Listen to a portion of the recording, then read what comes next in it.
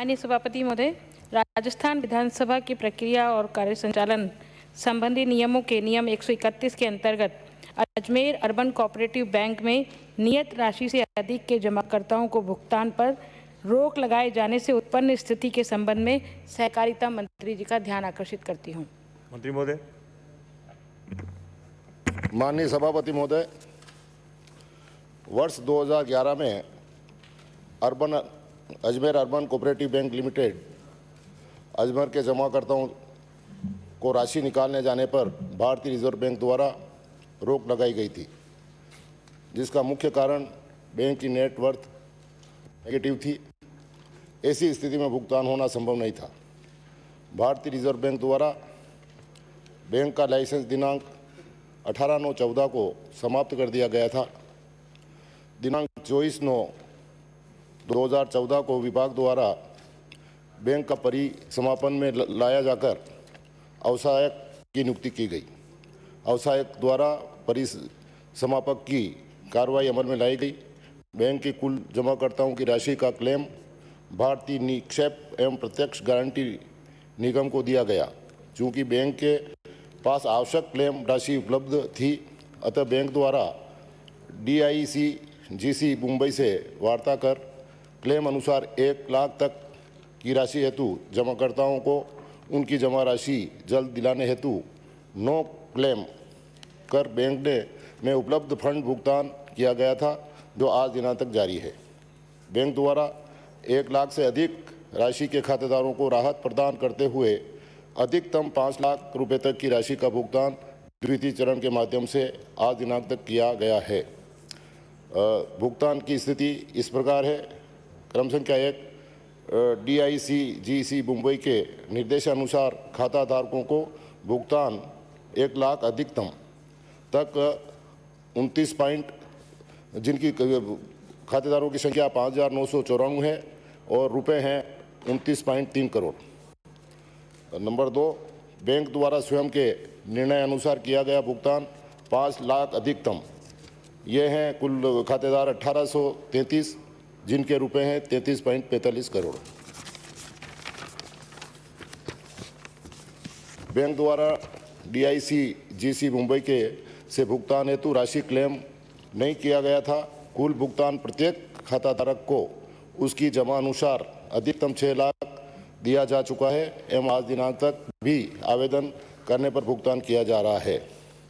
उपरोक्त भुगतान के पश्चात भी 6 लाख से अधिक के खाताधारक तथा उसके द्वारा क्लेम प्रस्तुत नहीं किया गया है, जो निम्नानुसार है। बकाया खाताधारक दिनांक 23/9/2020। क्रमांक 1, दिनांक आज दिनांक तक भुगतान के लिए आवेदन प्राप्त 5,856 और राशि 2.94 करोड़। नंबर 2, कुल 6 लाख का भुगतान प्राप्त करने के पश्चात बकाया 269 खातेधारकों के रुपये 21.32 करोड़ रुपए बाकी हैं। अर्थात अधिकतम 6 लाख तक की राशि के समस्त खाताधारकों को 100% भुगतान किया गया है तथा आज दिनांक तक भी प्रथम चरण में व द्वितीय चरण के शेष रहे खातेदारों को भुगतान किया जा रहा है, जिनकी राशि अलग से सुरक्षित की हुई है। प्रथम व द्वितीय चरण के भुगतान के पश्चात भुगतान से शेष केवल 269 खाताधारक हैं, जिनकी राशि 21,32,17,923 रुपये है। ऋण वसूली में बैंक का लाइसेंस रद्द होने के पश्चात बैंक कर्मियों व विभाग के अधिकारियों के सहयोग से ही की गई है। बकाया राशि वसूली के प्रयास भी जारी हैं। अवसायन के समय बैंक की देनदारियां लगभग 86.5 करोड़ थी, जो वर्तमान में 24.27 करोड़ के लगभग रह गई है। बैंक के पास इस राशि के भुगतान हेतु सरकारी प्रतिभूतियां, बॉन्ड, म्यूचुअल फंड उपलब्ध हैं। बैंक द्वारा कुल बकाया अवसायन के समय मूल 16.54 करोड़ थे, जिन पर 99 और 100 की कार्रवाई अमल में लाई गई, जिसके माध्यम से कुल 7.64 करोड़ मूल की वसूली की गई। वर्तमान में बकाया ऋण 9.30 करोड़ हैं, जिसमें अधिकांश में 99/100 की कार्रवाई संधारित है, जिसमें से 4 करोड़ रुपए के लगभग ऋण वसूली प्रकरण माननीय राजस्थान उच्च न्यायालय में विचाराधीन है। 5 करोड़ के ऋण जिसमें गारंटी के रूप में भी किसी भी प्रकार की संपत्ति बैंक में रहन नहीं है, वह ऋण टीवी, फ्रिज व अन्य घरेलू सामान व सामाजिक कार्य, छोटे दुकानदारों, 2 पहिया वाहन आदि पर दिए हुए हैं। यह ऋण लगभग 14 वर्ष से 34 वर्ष पूर्व में के हैं एवं रिजर्व बैंक द्वारा वर्ष 2006 के ऑडिट में इन्हें अशोध्य व डूबत श्रेणी में डाल दिया गया था। राशि लगभग 42 लाख रुपए के प्रकरण जिनमें बैंक द्वारा एडवोकेट के माध्यम से नोटिस तामील कराए गए हैं। यह ऐसे ऋणी हैं जिनके ऋण से अर्जित आस्तियां खुर्द-बुर्द कर दी गई है। इनके विरुद्ध आपराधिक प्रकरण दर्ज करने की विधिक प्रक्रिया पूर्ण कर प्रकरण दर्ज किए जा रहे हैं। बैंक द्वारा निरंतर वसूली के प्रयास हेतु 99/100 के तहत अधिक नियमानुसार अंतर्गत कार्रवाई की जा रही है। बैंक के पास तरलता उपलब्ध होते ही जमाकर्ताओं को पूर्व की भांति भुगतान कर दिया जाएगा। बैंक इन जमाकर्ताओं को भुगतान करने हेतु पूर्ण रूप से कृत संकल्प है। माननीय सभापति महोदय, माननीय मंत्री महोदय ने जो जवाब दिया है उसमें बताया कि बैंक का लाइसेंस समाप्त किया था 18/9/2014 को और बैंक को अवसायन की नियुक्ति और परिसमापन में लाया गया 24/9/2014 को। उसके बाद से जो बैंक के पास तरल राशि उपलब्ध थी उसमें बॉम्बे में बात करके उन्होंने प्रथम चरण में 1 लाख रुपए की राशि और द्वितीय चरण में 5 लाख रुपए की राशि का भुगतान कर दिया। अब मेरा निवेदन इतना है कि जो पहले चरण और द्वितीय चरण में जिस राशि का भुगतान किया है वो राशि है 62,49,65,956 रुपये 37 पैसे। अब जो शेष लोग जो खाताधारक बचे हैं जिनकी राशि का भुगतान होना है वो शेष खाताधारक माननीय सभापति महोदय बचे हैं 269 और इनकी जो बकाया राशि है वो बकाया राशि है 21,32,71,923 रुपये 65 पैसे। और आपने ये उल्लेख किया है कि बैंक की जो देनदारियां हैं कुल अब जो शेष बची है वो बैंक की देनदारियां हैं 24,27,00,000 रुपए। कुछ तो ऐसे लोग हैं 5,856 लोग तो ऐसे हैं जो क्लेम लेने आए ही नहीं और उनकी राशि लगभग 2 करोड़ के आसपास है और ये जो बकाया लोग हैं 269 उनकी राशि है 21 करोड़। तो ऐसे करके कुल टोटल जो बकाया है वो 24,27,00,000 के आसपास है। अब ये 24,27,00,000 के लिए माननीय मंत्री महोदय ने जवाब में लिखा है कि हमारे पास बैंक के पास जो है सरकारी प्रतिभूतियां, बॉन्ड है, म्यूचुअल फंड उपलब्ध है जिससे हम भुगतान कर देंगे। पर माननीय सभापति महोदय मेरा निवेदन है कि ये जो लोग हैं जिन्होंने बैंक में अपना पैसा जमा कराया ये लोग आज की स्थिति में वृद्धावस्था में हैं। कोई 95 साल का, कोई 75 साल का, कोई 80 साल का। और ऐसी स्थिति में इनको यदि अब पैसा, क्योंकि आधे से ज़्यादा लोगों की मृत्यु हो गई है और अब कई लोग जो हैं वो ऐसी अवस्था में कि उनको पैसा नहीं मिलेगा तो वो भी मृत्यु के कगार पे ही जाने वाले हैं। पूरी जीवन भर की गाड़ी कमाई का पैसा उन्होंने इसमें जमा कराया। अब जो बॉन्ड्स हैं वो बॉन्ड्स की जो म्यूचुअल डेट है वो म्यूचुअल डेट भी किसी की 2023 है, किसी की 2028 है और किसी की 2034 है। तो इतनी लंबी म्यूचुअल डेट में ये लोग तो सब खत्म हो जाएंगे, इनको पैसा नहीं मिलने वाला है।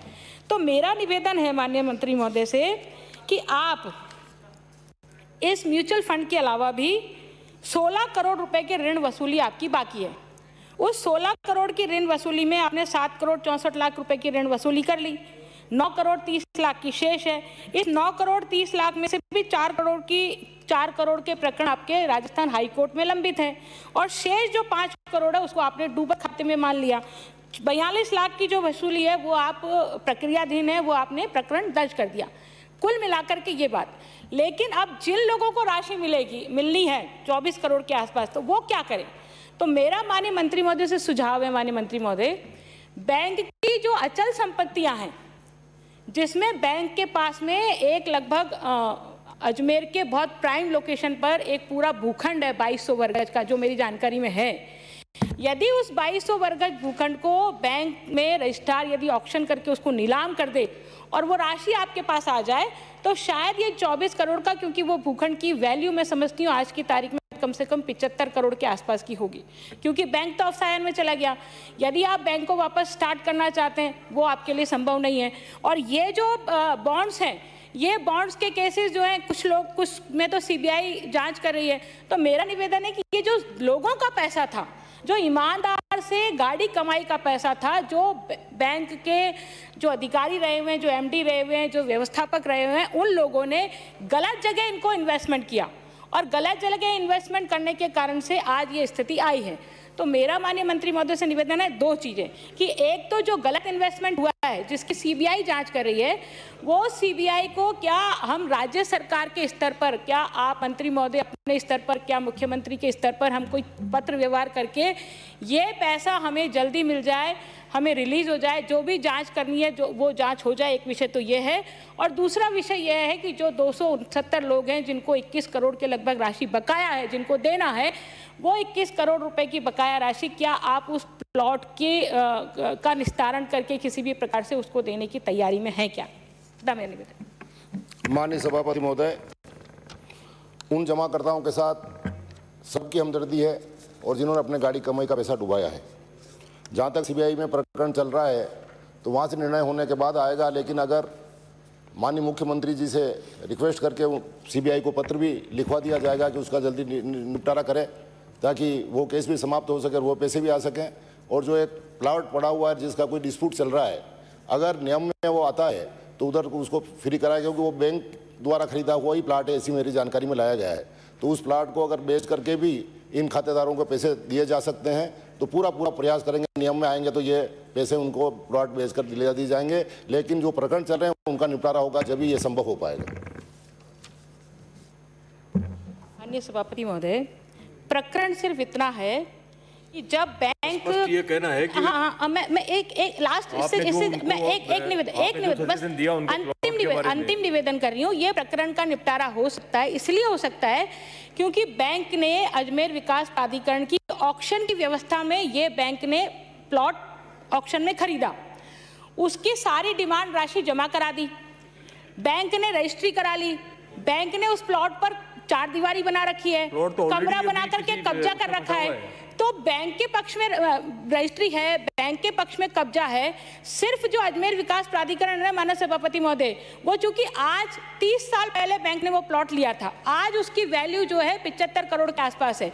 तो अजमेर विकास प्राधिकरण की नीयत खराब होने के कारण से उन्होंने ये कहा कि भाई हम जो है, आपने एक्टिविटी शुरू नहीं की बैंक की, इसलिए हम ये प्लॉट आपसे वापस ले रहे हैं, हमने जो आवंटन किया था, नीलामी की थी, वो हम आपको नहीं देंगे। इतना सा ही प्रकरण है। तो ये तो सरकारी प्रक्रिया के तहत यदि माननीय मंत्री महोदय अजमेर विकास प्राधिकरण से बात करके बैंक के अधिकारियों को वहाँ पीछे करेंगे तो निश्चित रूप से ये समाधान हो जाएगा और इस प्लॉट की नीलामी होने के बाद में हमें राशि उपलब्ध होगी, ताकि ये राशि से हम जो है इन बकायादारों का भुगतान कर पाएंगे। इतना मेरा निवेदन। ये 131 में आप पूर्व में भी इस मुद्दे को लाई थी और इस मामले में अधिकारियों से चर्चा की है। वो प्रकरण चल रहा है और अभी संभागीय आयुक्त अजमेर के पास विचाराधीन है, तो उसका जल्दी निपटारा करके नियम अनुसार उसकी नीलामी करके इनको जो 169 आदमी है उनको भुगतान कराने का प्रयास पूरा किया जाएगा। श्रीमती मंजू देवी। माननीय सभापति महोदय, राजस्थान विधानसभा की प्रक्रिया कार्य संचालन संबंधी नियमों के नियम 131 के अंतर्गत विधानसभा क्षेत्र जायल की अधिकांश ढाणियों में विद्युत कनेक्शन से वंचित ग्राम